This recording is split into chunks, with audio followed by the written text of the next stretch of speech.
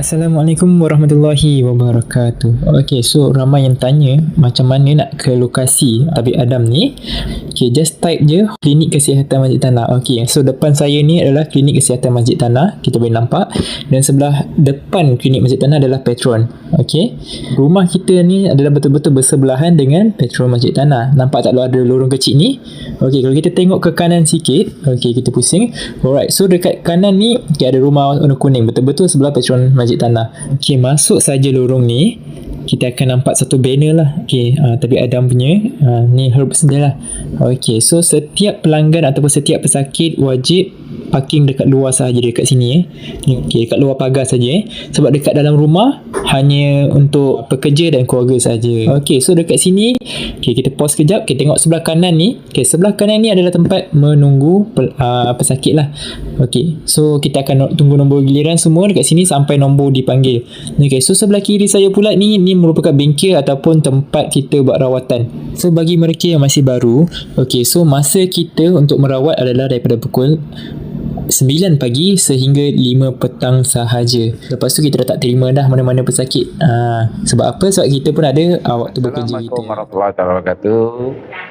Kepada anda netizen di luar sana, warga-warga utara, Thailand, Kelantan, Terengganu, Perlis, Perak. Saya telah buka cawangan di Pantai Irama, Bacok, Kelantan. Lorongnya berdepan dengan Majlis Daerah. Ya, Bacok, Kelantan. Masuk dalam terus di pagar nanti akan nampak banting dan banner. Ya, dia banting dan banner seperti ini. Kamu akan nampak dari pagar sana, masuk terus dalam rumah ni, kawasan ni. Ya, ini adalah tempat kita buat pusat rawatan terapi kita.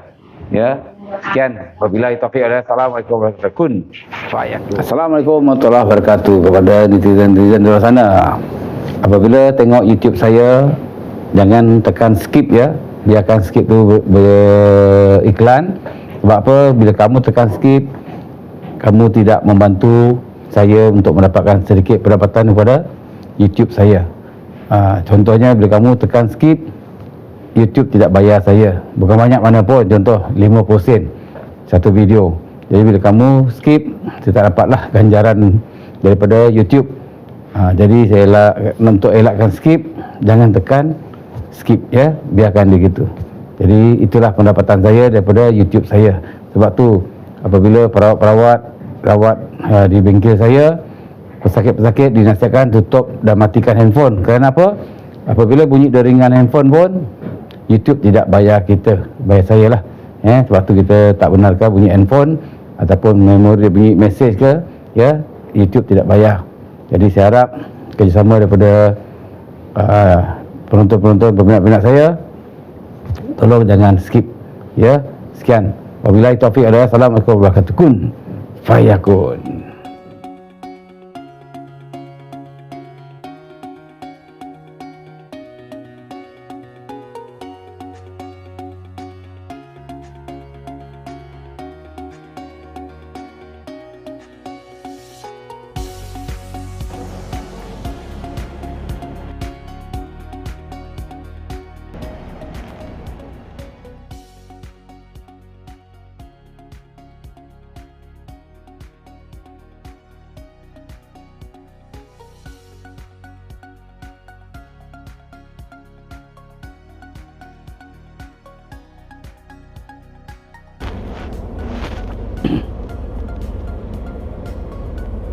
Ambil gambar. Janganlah. Atuk je.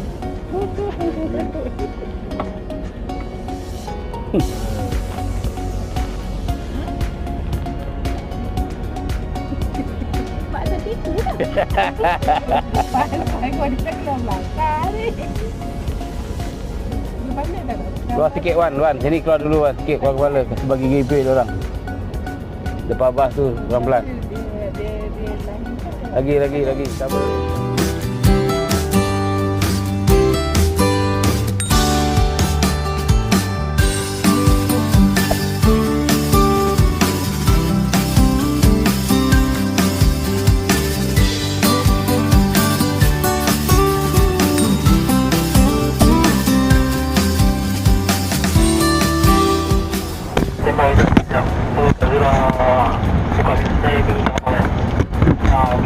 Assalamualaikum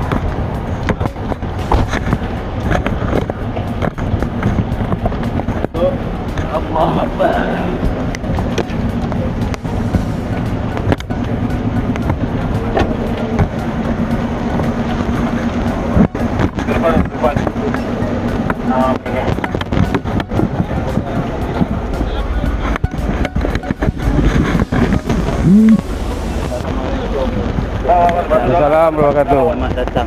Terima kasih. Ini siapa ni? YouTuber dan YouTuber tu? Ya. Oh ya. YouTuber Selalu sini. tengok Datuk. Kun Payakun. Terima kasih. Datuk Samsudin yang kali 4 paparan dia. Alhamdulillah. Amin. YouTube apa tuan? Saya Zainuddin. YouTube apa dalam channel apa saya? Zainuddin. Assalamualaikum warahmatullahi wabarakatuh. Salam tuan. Oh, bangkon je geng ah. Alhamdulillah. Salam. Salam. Amin. Alhamdulillah.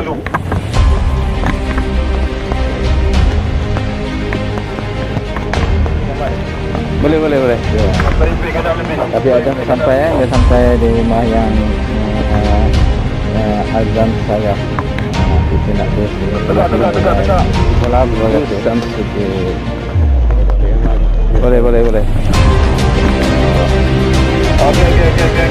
Kilau dia. Ini balik.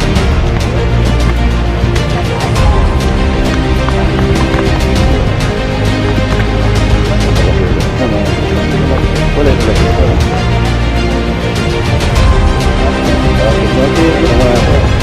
Sama-sama.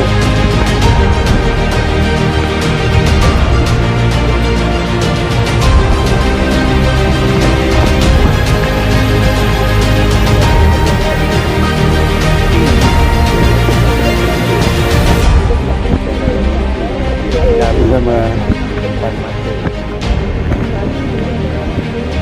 Tabik hadap daripada mata. Depan mata.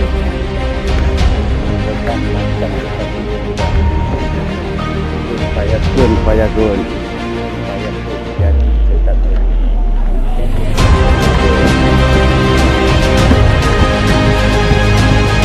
Ni YouTube mana pula ni?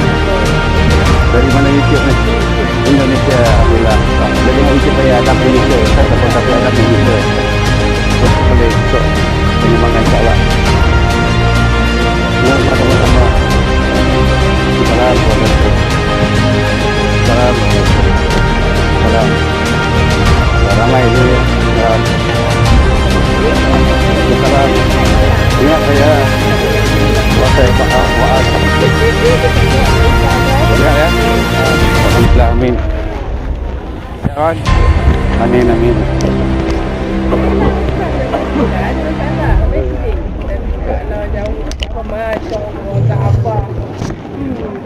Pak Gun di mana? Pak Gus di mana? lagi mandi. Oh, mandi. Tok masuk ke Samoroso datang tu. Oh, ya. Silakan duduk. Ya.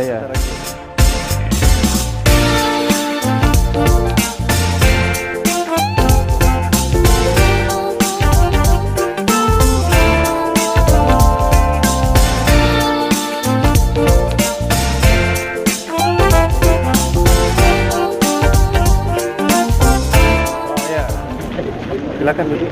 Ya. Kita balik ke gambar.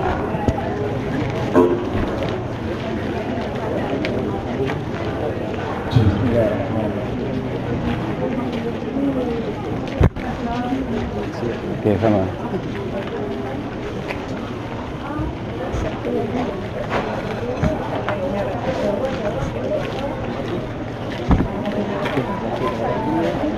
Ya. Bagi Boleh.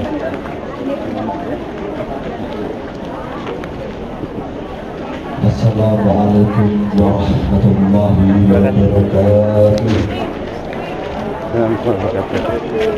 Assalamualaikum. Ini mana siapa ni? Daripada sini, daripada Gombak. Mohon restu Amin. Alhamdulillah.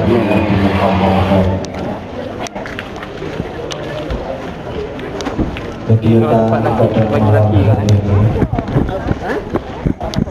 yaitu kegiatan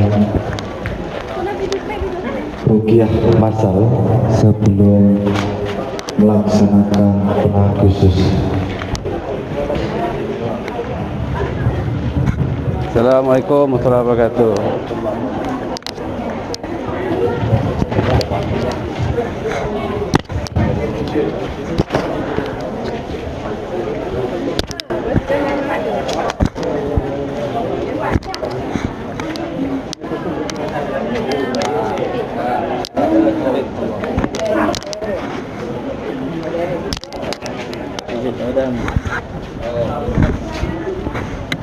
Sebelum kegiatan dimulai, Bagus. Nanti sampai sebelahan sama Gus. Oh, Bapak Ibu Bagus, kursi dia- bisa dia- silakan menempati tempat yang telah disediakan.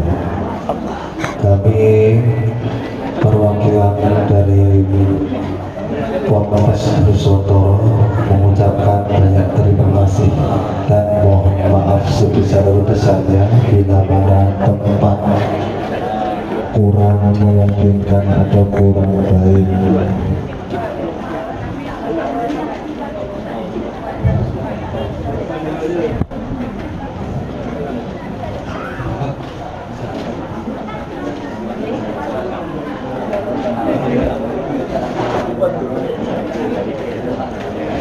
Dari mana tuan?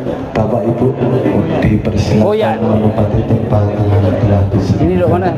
Mohon maaf, Gombak. tempatnya masih kurang memungkinkan. Belangkon. Tinggi, ngabur tinggi. Senang Bonang. Alhamdulillah. Saya cadang akan ke Sebelum kegiatan Makam Wali Songo nanti bulan 9 insyaAllah. diberitahukan kepada Tahun lepas saya pergi bulan tamu 3. pasien yang hadir pada malam Saya hari rapat ini. dengan pegang kunci Mohon Sunan Kalijaga maaf, Makam. HP tolong Pak dimatikan Edi. atau di silent. Sekali lagi mohon HP dimatikan atau di silent akan azazil al-Fatihah. A'udzu billahi minasyaitonir rajim. Bismillahirrahmanirrahim. Alhamdulillahi rabbil alamin. Arrahmanir rahim. Maliki yaumiddin. Iyyaka na'budu wa iyyaka nasta'in. Ihdinas siratal mustaqim. Siratal ladzina an'amta 'alaihim ghairil maghdubi 'alaihim waladdallin. Amin. Ila hadrati Syekh Mbah Kujen wa ila hadrati Syekh Haji Ahmad Shadiq wa ila hadrati Haji Ahmad Muhammad wa ila hadrati Syekh Sallallahu ala Muhammad sallallahu alaihi wasallam sallallahu ala Muhammad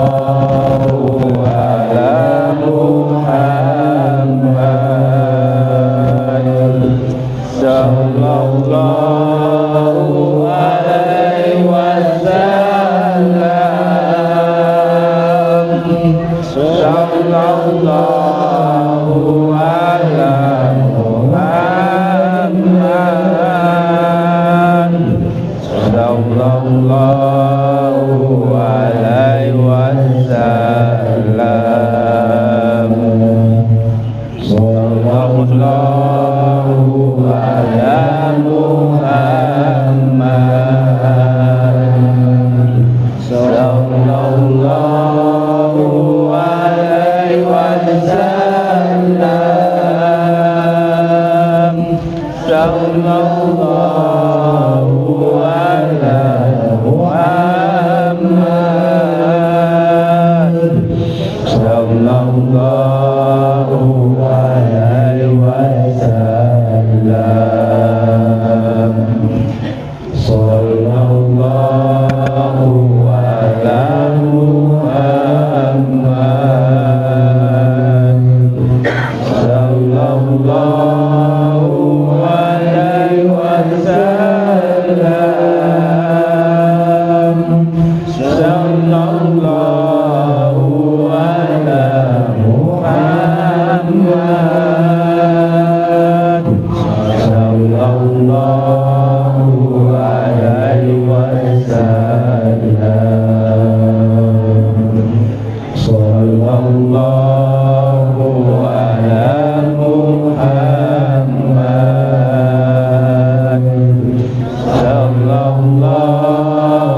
alaihi wasallam. Sallallahu ala Muhammad. Sallallahu alaihi wasallam.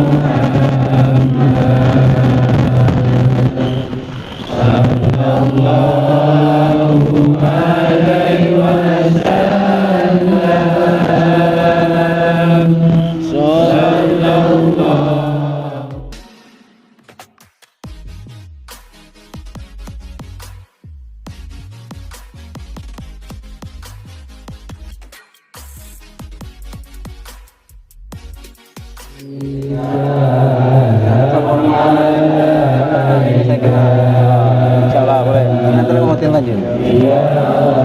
Di Medan. Sekarang dia di Medan.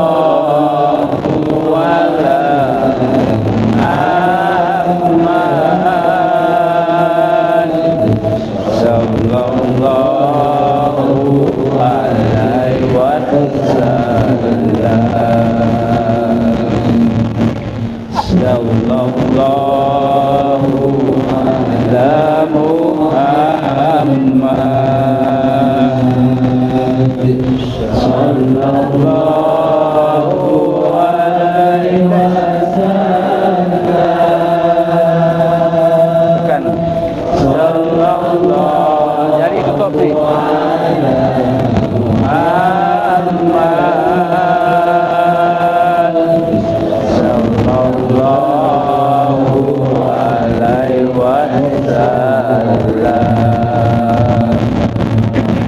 Sallallahu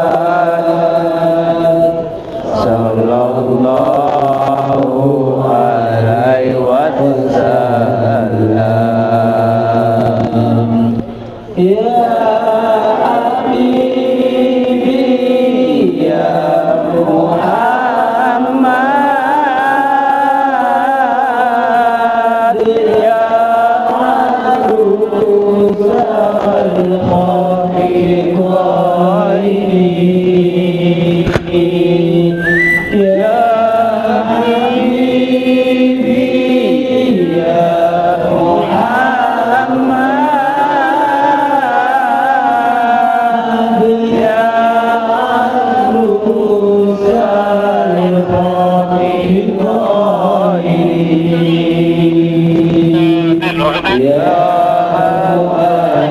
jauh daripada kita orang kat sini.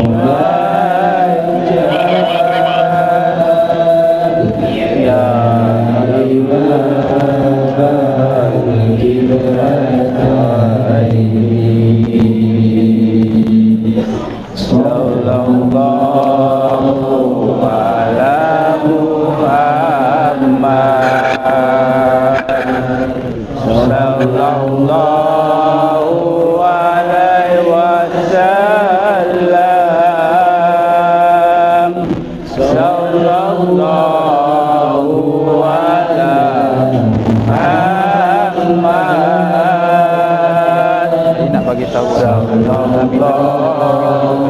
alaihi wasallam, sallallahu ala Muhammad, sallallahu alaihi wasallam, sallallahu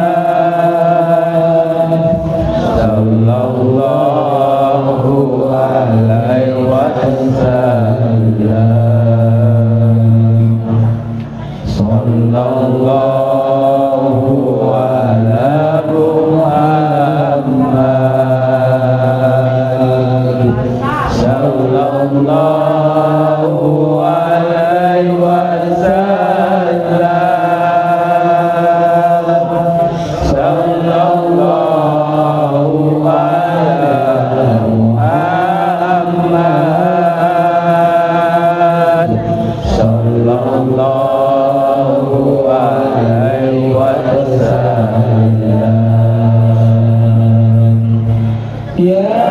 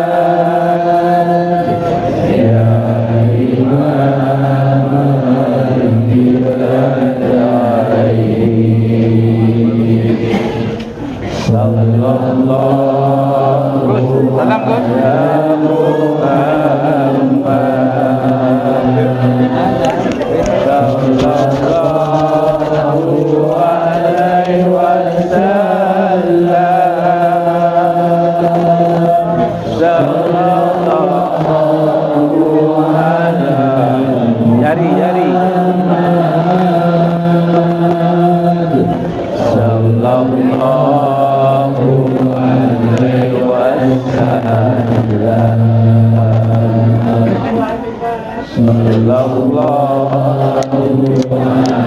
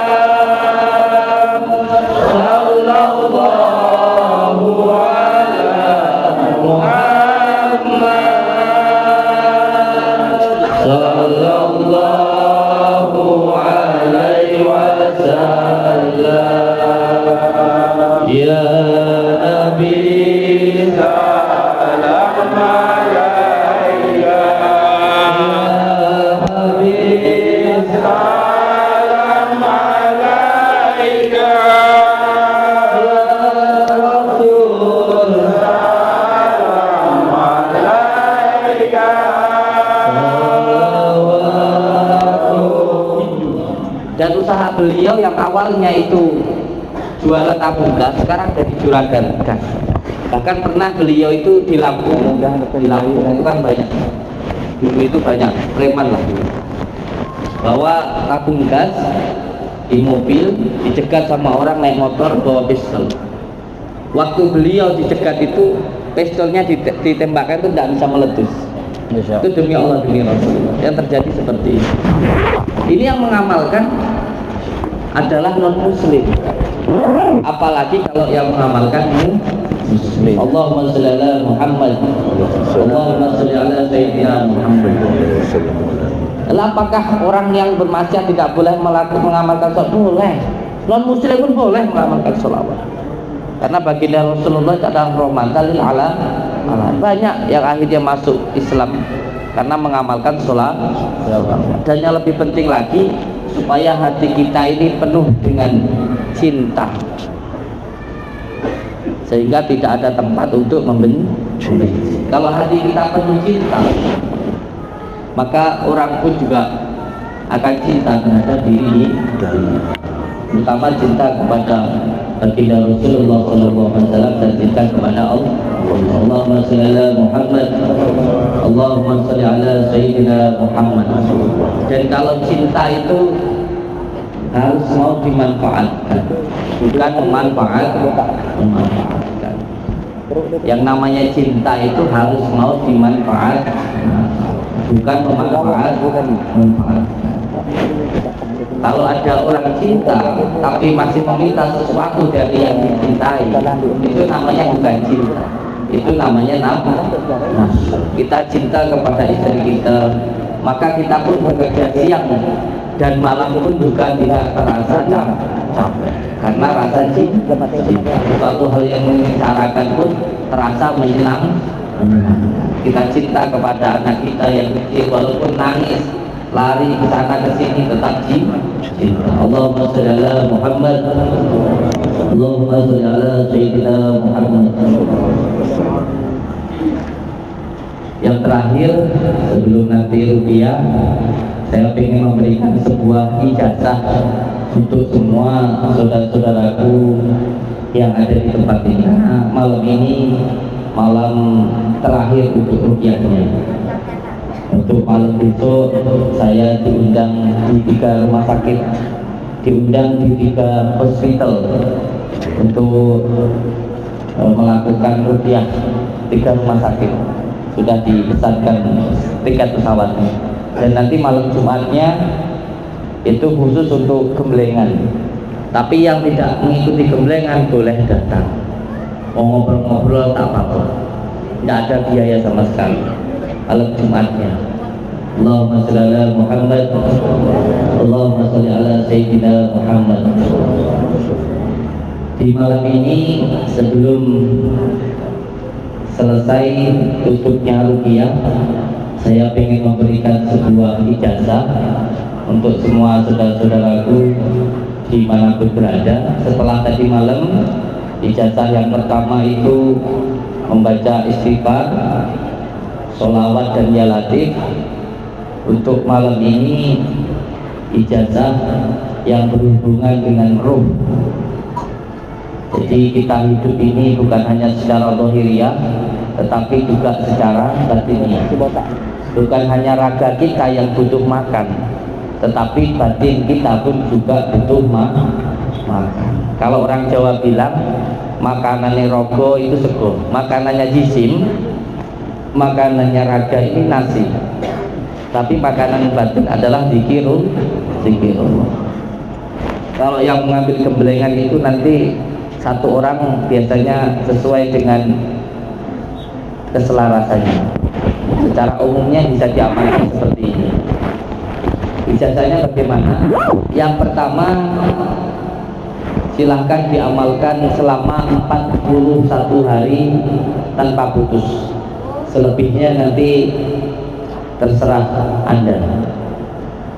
Diamalkan 41 malam tanpa putus. Cara pengamalannya, bangun dari jam 1 malam sampai jam 5. Ini tirakat saya. Boleh tanya ke Ustadz Azam atau ke santri-santri saya yang lainnya. Saya itu sudah 7 tahun dan tidur malam itu. Sudah 7 tahun. Yaitu bangun malam dari jam 1 sampai jam 5. Kenapa jam 1 sampai jam 5? Karena ini tirakat saya yang dulu saya dapatkan dari kiai saya. 1 sampai 5 ini ilmu kaji diri. Allah, baginda Rasulullah, Nabi Adam, orang tua, baru yang kelima itu diri kita. Saya katakan, siapa yang mau bangun malam jam 1 sampai jam 5, hidupnya pasti akan berbeda. Pasti akan berbeda. Karena saya mengijazahkan, bukan saja saya mengijazahkan, tapi saya sudah mengamalkan dan saya sudah merasakan. Kalau saya belum merasakan, saya belum mengamalkan, saya tak mengijazahkan. Siapa yang mau bangun malam dimulai jam 1 sampai jam 5, saya yakin, hakul yakin, hidupnya akan berbeda. Itu yang kedua. Yang ketiga, di antara jam 1 sampai jam 5 itu yang terpenting tidak melakukan maksiat. Karena tirakat yang paling kuat yaitu tidak melakukan maksiat. Paling tidak jangan pegang HP saja. Karena biasanya PKKP itu nanti YouTube ada perempuan yang lenggak-lenggok, masalah lagi nanti. Ya, iya, kecuali darurat mungkin telepon istri atau kepentingan yang lain. Tapi kalau tak ada kepentingan, mending tak usah lah. Karena seringnya melakukan maksiat, maka tidak akan pernah bisa merasakan nikmatnya akan bisa. Orang yang biasa melihat wanita-wanita yang bukan haknya, dia tak akan bisa merasakan nikmatnya, cantiknya istri. Saya sering ada orang datang ke tempat saya, "Bah, dulu istri saya cantik, sekarang kenapa jelek?" Coba kamu tutup matamu dari pandangan yang bukan hakmu itu. 41 hari aja. Setelah itu lihat istri, kan kelihatan cantik, diamalkan, alhamdulillah. malam jadi lebih bersemangat, bisa 3 kali 4 kali ya. Oh tenang, karena seseorang nggak akan bisa merasakan nikmatnya taat kalau melakukan maksiat. Allahumma shalli ala Muhammad. Yang keempat, ada amalan namanya dzikrul dzat. Yang keempat, ada amalan yang namanya dzikrul dzat. Terserahlah Bapak Ibu semuanya mau minta apa dari mulai pagi sampai sore, tapi harus ada waktu yang digunakan berzikir kepada Allah, bukan wirid ya, wirid dan zikir itu beda, tanpa meminta apa-apa. Ini nanti biasanya akan mengalami sesuatu hal yang di luar dari kenalan. Ada salah satu santri kita yang tiba-tiba ada 4 orang yang bentuknya sama menemui dirinya. Itu adalah sedulur batinnya, namanya lawamah, subiyah, amarah, mutmainah. Kalau bisa mengendalikan ini baru bisa menggunakan. Ini yang terpenting sebagai spiritual, karena kalau belum bisa mengalahkan, dia tidak akan bisa menggunakan. Kalau dia belum bisa mengendalikan, dia tidak akan bisa menggunakan. Contoh, ketika dia menggunakan tentang supiyah atau keinginan, dia harus bisa menekan keinginannya dulu. Saya dulu pernah ikut Syuuti Al-Ghazali. Ketika ada ibu-ibu bawa anaknya terkena penyakit gula darah, menyampaikan terhadap kiai saya, "Wah, ini kiai anak saya ini nggak mau berhenti makan gula, padahal punya penyakit gula darah." "Oh iya, besok 3 hari datanglah ke sini." 3 hari datang ke situ, dikasih air minum, kasihkan ke anaknya. Alhamdulillah 3 bulan datang ke situ lagi, gula darah sudah turun, anaknya nggak suka makan gula. Tapi tahu nggak yang dilakukan kiai saya itu terhadap anak ini apa? Selama 3 hari kiai saya itu puasa ngesrep. Jadi makan itu sama sekali tidak menggunakan gula, tidak menggunakan garam. Jadi nggak mudah menjadi spiritual itu, karena kita tidak akan bisa menggunakan kalau kita belum mengendalikan. Atau mungkin tentang lawamah, atau tentang supiyah, atau tentang amarah. Semuanya kita bisa menggunakan ini kalau sudah bisa mengendalikan. Makanya ada tahapannya untuk belajar ini.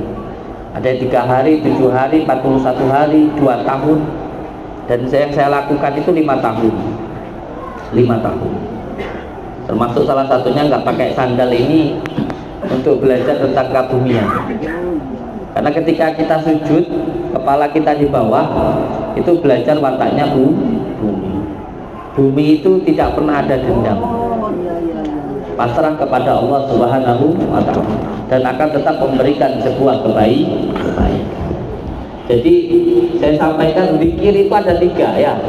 Zikir itu ada 3. Yang pertama dzikrul asma, yang kedua dzikrul sifat, yang ketiga dzikrul dzat. Dzikrul asma itu disebut dengan ta'at. Dzikrul sifat itu disebut dengan taqwa. Dzikrul dzat itu disebut dengan tazali. Terserahlah. Panjenengan mulai dari pagi sampai petang itu berdoa pengen usahanya lancar, pengen usahanya itu jaya, dagangannya laris, bisnisnya lancar, terserahlah. Tapi harus ada waktu di mana kita itu benar-benar mendekat kepada Allah Subhanahu wa Ta'ala tanpa meminta apa-apa. Ini nanti kekuatan yang ada di dalam diri kita, insya Allah tanpa kita minta akan muncul sendiri. Semua masalah insya Allah akan selesai sendiri, akan ada solusinya. Bagaimana caranya? Bangun jam 1 malam. 1 itu namanya dzat, 2 itu namanya sifat. Makanya sholat subuh itu 2 rakaat, karena ini tentang dzat dan sifat. Makanya kalau kita pengen tahu keimanan kita, gak usah tanya ke siapa-siapa, lihat aja sholat subuhnya. Kalau sholat subuh kita berat, sholat subuh kita bolong-bolong, iman kita bolong-bolong. Kalau sholat subuhnya berat cuma karena ada orang, karena kita adalah pengasuh pondok, kalau nggak ada orang nggak sholat, kemunafikan itu dilihat dari sholat subuhnya aja. Karena sholat subuh ini berhubungan dengan Allah dan sifat. Kalau sholat maghrib itu tiga itu Allah, baginda Rasulullah, dan orang tua, semuanya ada. Kalau 4 itu adalah Allah, baginda Rasulullah, Nabi Adam, orang tua, baru diri kita. Orang itu kalau mau selamat dalam sholat, karena orang itu nggak akan bisa sampai kepada Allah kalau yang pertama tidak lewat orang tua. Pastilah yang pertama adalah orang tua. Karena Rahman Rahimnya Allah sudah turun kepada orang tua kita. Kita nggak mungkin dapat Rahman Rahimnya Allah kalau tidak dapat Rahman Rahimnya orang tua. Rahim itu, kasihnya Allah itu di rahim ibu kita itu, Rahmannya itu di bawah. Maka kalau ingin dapat ridhanya Allah, harus dapat ridhanya orang tua. Yang kedua, wasilah yang paling utama adalah baginda Rasulullah Shallallahu Alaihi Wasallam, yaitu dengan membaca sholat. Karena baginda Rasulullah adalah kekasih Allah, dan siapa yang cinta kepada baginda Rasulullah pasti akan dicintai oleh Allah. Dan kalau orang sudah dicintai, namanya sudah cinta ya. Panjenengan mungkin kalau sudah cinta ke anak, cinta ke istri, atau cinta ke siapapun lah. Bahkan kalau kita cinta ke pacar kita dulu sebelum menikah, belum minta pun kita sudah kasih apa kesukaan pacar kita itu, apa kesenangannya, kita lihat-lihat, terus akhirnya kita kasih. Inilah kelebihan dari sholawat yang tidak ada di amalan-amalan yang lain. Makanya saya itu jarang berdoa, Bapak Ibu, jarang sekali berdoa. Saya itu lebih senang mengamalkan sholawat. Salah satu ijazah yang saya dapatkan dari Abbas Sekumpul, Martapura, Banjar. Saya dulu ke Banjar, naik pesawat cuma 1 jam, hampir sama kayak ke Malaysia. Diamalkan sholawat muridat ini 1000 kali. Ada di dalam kitab-kitab Mambaul Hikmah juga ada. Siapa yang mau mengamalkan sholawat 1000 kali, maka akan kebuka basirahnya. Kata Abbas Sekumpul, akan bisa berbicara dengan seperti berbicara dengan tanaman, dengan pepohonan, itu akan seperti bisa berbicara. Tetapi yang paling penting, nah ini saya berbicara ini karena saya sudah merasakan, wallahi demi Allah, mulut saya bertanggung jawabkan dunia dan akhirat. Yang penting ketika mengamalkan, jangan ada hawa nafsu. Dan ketika seseorang mengamalkan sholawat ini, belum berdoa, pengen apa gitu, itu dikabulkan oleh Allah. Demi Allah, kita pengen, saya itu bukan siapa-siapa, saya itu bodoh-bodohnya orang, hina-hinanya orang. Saya itu di pesantren nggak pernah ngaji saya, makanya saya itu nggak bisa ngaji. Di pesantren itu saya itu cuma cuci sandalnya kiai, karena saya itu dulu pondok nggak punya uang, Bapak. Makanya saya sekarang bikin pondok yang habis nilainya hampir 25 miliar itu. Semua santri yang di sana gratis. Bapak Ibu mau nyantrikan anaknya di sana, makan, tempat tinggal, tidur, semua gratis. Bahkan insya Allah setiap bulan dapat uang jajan dari saya. Monggo. Saya dulu itu memang di pondok nggak pernah ngaji. Saya kerjaan cuma nyuci sandal, ngarit, apa kalau di sini ngasih makan kambing itu, apa itulah kerjaan saya. Saya ngaji kitab kecil, yang kecil itu, yang lainnya 3 bulan selesai ngaji kitab. Itu saya sampai 3 tahun nggak khatam. Yang alala tanalul ilma illa bisitati, kitab halal itu. Saumbika an majmu'i bi bayan, itu sebelum ngaji kitab Alif Muta'alim. Ilingoda hasil ilmu akhirat. Di sini ada ngaji gitu? Ada naboman? Tak ada ya? Kalau ngaji kitab alala itu saya tak selesai. Yang orang lain 3 bulan selesai, saya itu sampai 3 tahun nggak selesai. Kenapa? Karena nggak pernah ngaji. Saya itu lebih suka ngabdi. Karena ayah saya itu dulu pernah bilang ketika saya mau masuk pesantren, "Le, kamu itu saya pondokkan bukan untuk jadi orang yang alim atau pinter. Yang saya pengen sampai itu mendekat kepada yang punya ilmu, yaitu Allah Subhanahu Wa Taala, dan mendekat kepada yang dititipkan ilmu, yaitu guru. Karena nanti kalau kita bisa sambung, dapat cintanya, ridhonya dari guru, itu nanti kayak HP itu sudah nyambung bluetoothnya, nggak perlu dipindah satu persatu filenya, plus semuanya. Insya Allah. Allahumma sholli ala Muhammad. Jadi saya sampaikan ke Bapak Ibu semuanya, saudara-saudaraku yang ada di Malaysia ini, semoga bisa memberikan manfaat dan semoga bisa tersambung dengan baginda Rasulullah SAW, sehingga tambah ittaqullah, tambah cinta kepada Allah, cinta kepada baginda Rasulullah, cinta kepada orang tuanya, cinta kepada anak dan istrinya, cinta kepada sesama. Allahumma shalli ala Muhammad. Yaitu cara pengamalannya, silahkanlah panjenengan itu mau berdoa minta ini atau apa dimulai dari pagi sampai sore, tapi malam harus ada satu waktu yang benar-benar berdoa, yang benar-benar berzikir tanpa meminta apa-apa. Karena pada hakikatnya berdoa itu menerima, bukan meminta. Bagaimana caranya? Yang pertama, bangun jam 1 malam, setelah itu bolehlah mandi. Mandi itu malam tambah bagus. Jadi air itu terbagi jadi 3 insya Allah. Yang pertama air obat, antara jam 1, jam 2, jam 3 sampai jam 4, itu buat mandi bagus. Ada air kesegaran, bukan obat, bukan penyakit, antara jam 4 sampai jam 4. Dari jam 4 malam sampai jam 4 sore, itu air kesegaran. Ada air yang tidak baik, air penyakit, buat mandi tak boleh, jangan. Antara jam 5, jam 6, jam 7 sampai jam 8. Kalau mau mandi malam sekalian. Kalaupun sore sebelum jam 4, tidur pun juga begitu. Waktu sore jangan digunakan untuk tidur. Bikin gampang marah, bikin gampang was-was, bikin penyakit. Mulai jam 4 ke bawah jangan tidur. Allahumma shalli ala Muhammad. Nah, zikir yang tidak meminta apapun ini dinamakan dengan zikrul mudah. Jadi zikirnya itu hanya menyebut asma Allah. Kalau saya caranya yang pertama baca istighfar dulu, setelah itu baca sholawat, baca ya latif, terus zikir Allah, Allah, Allah, Allah, Allah, Allah, Allah, Allah. Di setiap keluar masuk nafas digunakan zikir ismu.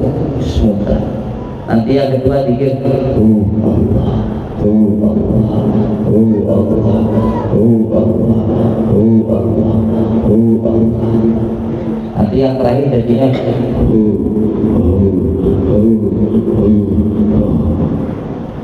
ada Allah itu yang 4 alif lam ha dan sifat asma af'al.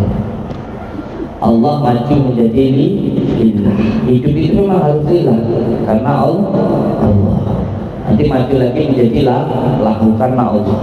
Pada akhirnya semuanya hanya Allah. Itu hanya Dia, Allah Subhanahu wa ta'ala. HP saja ketika mau digunakan itu harus dicek. Ya, kita pun juga harus dicek, harus dikasih makan, di booster. Nah, makanan batin kita itu minimal 1 jam lah, atau minimal 3 jam, atau kalau tidak mampu 15 menit aja. 15 menit sebelum sholat subuh itu duduk tenang, zikir tanpa minta apapun. Kalau saya mulai jam 1 tadi, mandi, wudhu, sholat taubat, sholat hajat, zikir istighfar, sholawat, ya latif, Allah, Allah, Allah, Allah, Allah. Ini yang saya alami ya, ini yang saya alami. Ketika zikir Allah, Allah, Allah, Allah, Allah itu nanti lama-lama nafas itu akan kecil, akan tenang, lembut. Nah, ini yang kita cari. Lembut, nafas itu lama-lama nanti hilang. Yang ada hanya suara detak jantung.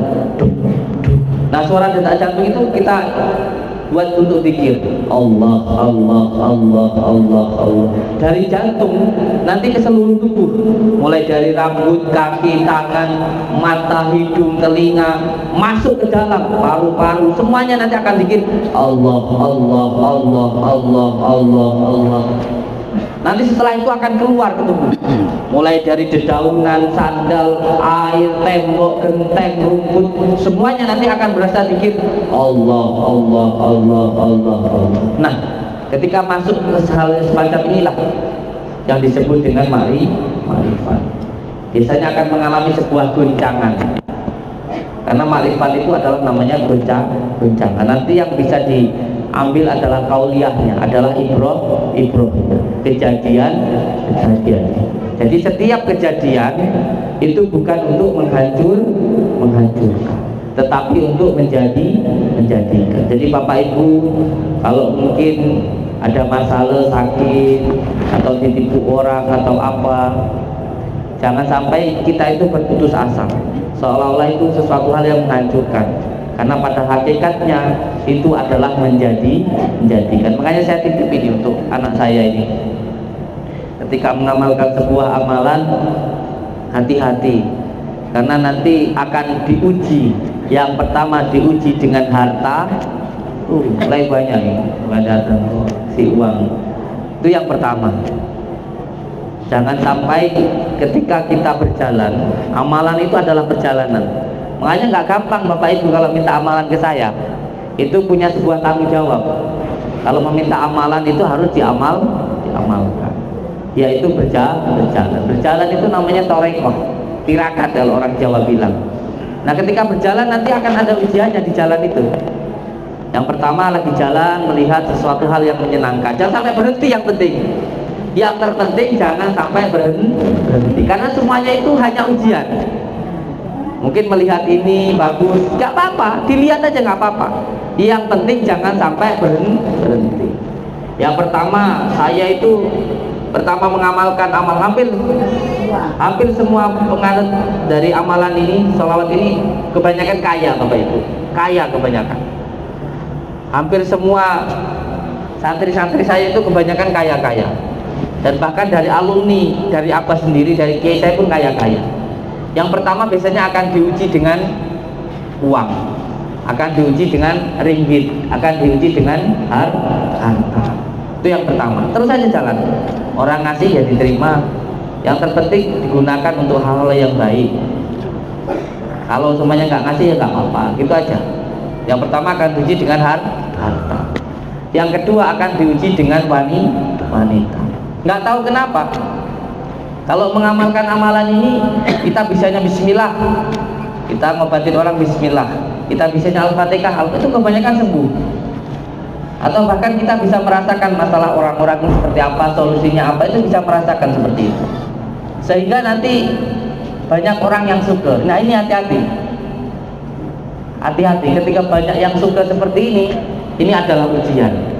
Nanti yang kedua akan diuji dengan alhamdulillah utawi sekabehane uji iku lillahi kagungane Gusti Allah. Karena ujian itu hanya untuk Allah. Pada akhirnya ketika dipuji banyak orang, ini nanti Allah akan cemburu. Yang ketiga akan diuji dengan dihina sehina-hinanya oleh banyak orang. Karena Allah hanya ingin kita itu cintanya, mujinya hanya kepada Allah Subhanahu wa ta'ala.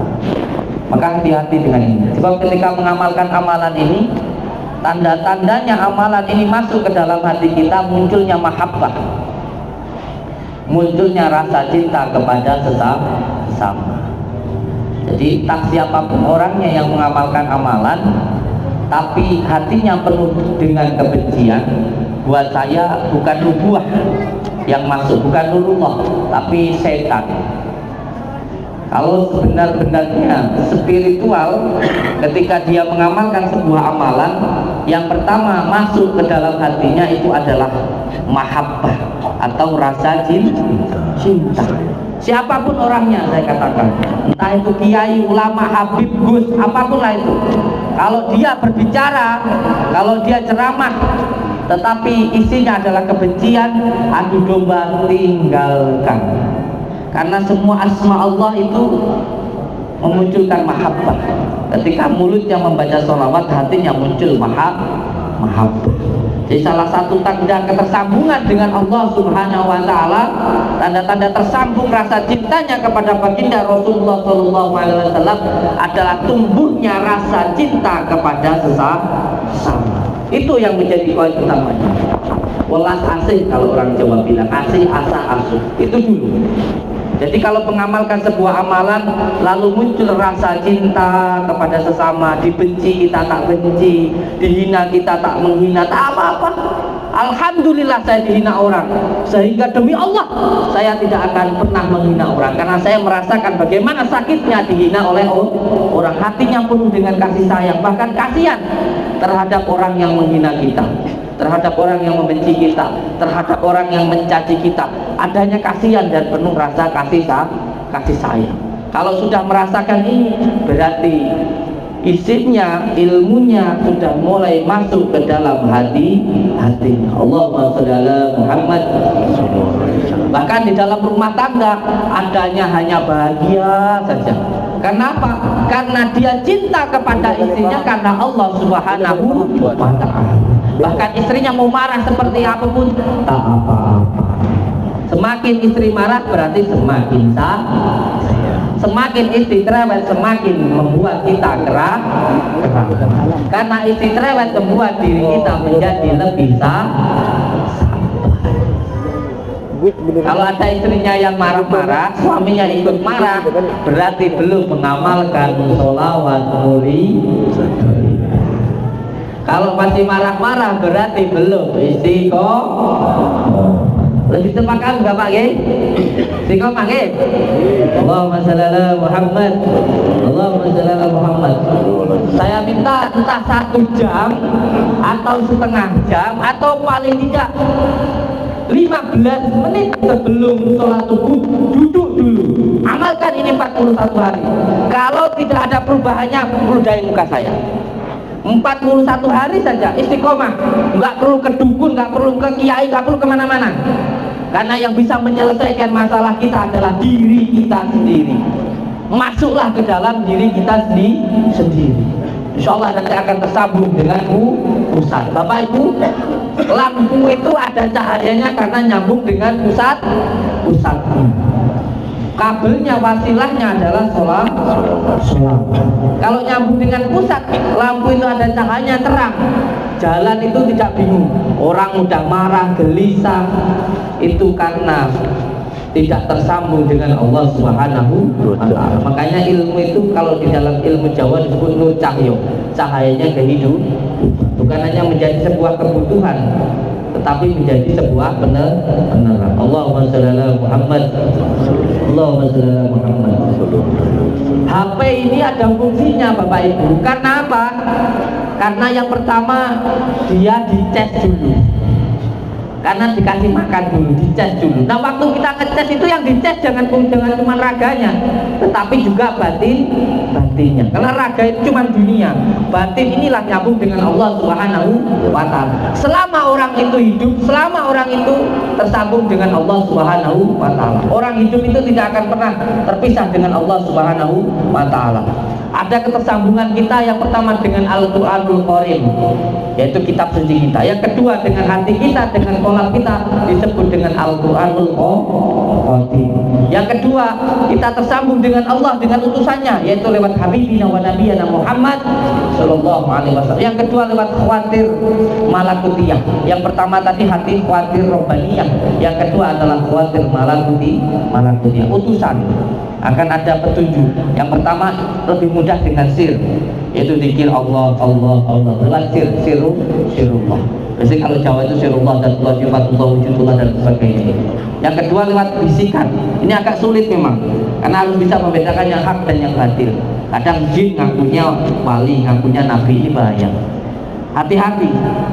Yang ketiga, jangan sampai tersambung dengan yang ketiga, yaitu khawatir syaitoni niyah, korin syaiton, jin. Yang keempat yaitu lewat khawatir nafsaniyah. Memang kadang-kadang ada yang mendapatkan bisikan, seperti ada saudara kita yang kemarin di Ruqyah, itu mengamalkan amalan tetapi hatinya tidak tersambung kepada Allah, tetapi tersambung kepada setan. Cara membedakannya bagaimana? Hanya ada dua. Yang pertama, kalau tersambung kepada khawatir robbaniyah kepada Allah, yang pertama akan bisa merasakan nikmatnya. Kalau benar amalan yang sampai amalkan itu benar, yang pertama akan merasakan nikmatnya taat. dan tidak suka melakukan maksiat, itu saja perbedaannya. Kalau melakukan amalan yang tidak baik, biasanya tidak akan bisa merasakan nikmatnya taat. Allahumma sholli ala Muhammad. Yang terakhir saya sampaikan, monggo silahkan diamalkan. Bangun malam jam 1, zikir Allah, Allah. Setiap keluar masuk nafas Allah, Allah, Allah, Allah. Itu namanya zikir ismudan. Yang kedua zikir saman. Allah.